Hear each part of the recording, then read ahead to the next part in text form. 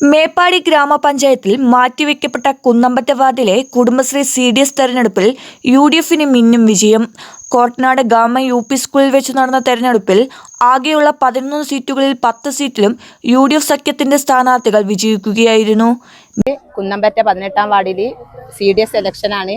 ഒരു വട്ട ഇലക്ഷൻ വെച്ച് ഞങ്ങൾ വിജയിച്ച് അവർ കള്ളപ്രചരണം നടത്തി രണ്ടാമതും റീഎലക്ഷന് കൊടുത്ത് റീഎലക്ഷൻ വെച്ച് ഞങ്ങൾ വമ്പിച്ച ഭൂരിപക്ഷത്തിൽ അന്നത്തേക്കാളും ഭൂരിപക്ഷത്തിൽ ഇന്ന് ഞങ്ങൾ ജയിച്ചിട്ടുണ്ട്. അവർ വേണ്ടാത്ത പ്രചരണങ്ങൾ നടത്തിയതായിരുന്നു. അത് ഇപ്പോൾ തെളിയിപ്പിച്ചു ഞങ്ങൾ. ഇനി CDSൽ ഞങ്ങൾക്ക് മത്സരിക്കാൻ കഴിഞ്ഞിട്ടില്ല. CDSലേക്കും ഞങ്ങൾ മത്സരിക്കാനുള്ള എല്ലാ തീരുമാനം ഞങ്ങൾ എടുക്കും.